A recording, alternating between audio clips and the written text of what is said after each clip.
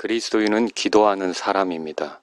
경배는 매주 예배당 안에서 성도들과 함께 행해지는 정기적인 활동으로 그치지 않습니다.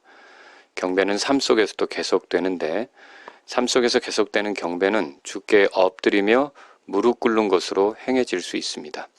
그것을 기도라고 합니다.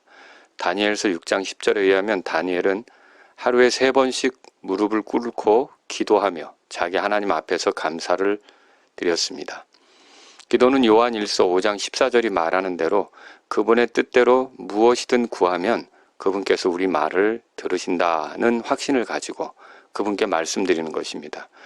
기도는 자신을 낮추는 것입니다. 조지 밀러는 평생 5만 번의 기도가 응답되었다고 알려져 있습니다.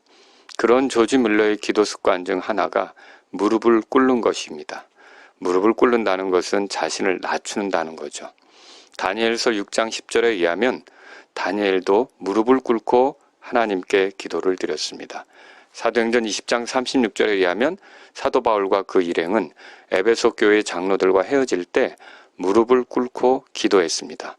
또 사도행전 21장 5절에 의하면 3차 전도여행을 마무리해가면서 두로에 들렸을 때 거기서 제자들을 만나 이래를 머물렀는데 그들과 헤어지는 순간 사도 바울은 그들과 함께 바닷가에서 무릎을 꿇고 기도했습니다. 그리고 에베소서 3장 15절에 의하면 바울은 에베소 교회 성도들에게 편지를 쓰면서 하늘과 땅에 있는 온 가족에게 이름을 주신 분께 무릎을 꿇고 비노니라고 말했습니다. 에스라서 9장 5절에 의하면 에스라 역시 저녁 희생을 드릴 때 무릎을 꿇고 주저앉아 하나님을 향해 두 손을 펼치고 기도했습니다. 이렇듯 성도들은 무릎을 꿇고 기도했던 것을 볼 수 있습니다. 이것은 그들 스스로를 하나님 앞에서 낮추는 표현입니다. 물론 오늘날 무릎에 질환이 있고 통증이 있어 그렇게 하지 못하는 분들도 있습니다. 그러나 중요한 것은 하나님 앞에서 자기 마음을 낮추고 그분께 말씀드리는 것입니다. 기도는 그리스도인의 특권입니다. 운동선수마다 주특기가 있습니다. 축구선수를 예로 들어도 어떤 사람은 스피드가 빠르고 어떤 사람은 볼 컨트롤 능력이 좋고 어떤 사람은 양발을 다 사용할 줄 알며 어떤 사람은 슈팅 능력이 뛰어납니다. 그것처럼 그리스도인에게도 주특기가 있는데 그 주특기가 기도여야 합니다. 기도는 그리스도인이 그 특권을 사용할 수도 있고 사용하지 않을 수도 있으나 어쨌든 그리스도인에게 주어진 특권입니다.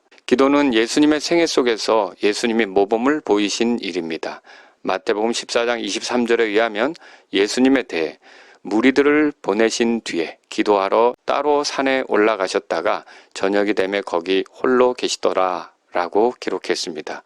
예수님은 산에서 기도하셨습니다. 산을 기도처로 삼으셨던 거죠. 마가복음 1장 35절에 의하면 예수님에 대해 새벽에 아직 날이 밝기 훨씬 전에 그분께서 일어나 나가서 외진 곳으로 떠나 거기서 기도하시더라 라고 기록했습니다. 예수님은 날이 밝기 훨씬 전, 그러니까 새벽에 기도하셨습니다. 또 그분에게는 외진 곳, 아무도 찾지 않는 그런 곳이 기도처가 되었습니다. 그분에게는 기도 시간과 기도처가 따로 있었던 거죠.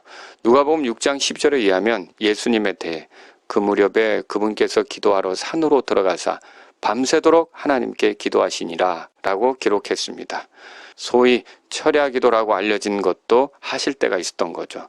예수님은 산에서 기도했고 밤새도록 기도하신 적도 있었습니다. 요한복음 16장 24절에 보면 예수님께서 제자들에게 이렇게 말씀하신 게 기록되어 있습니다.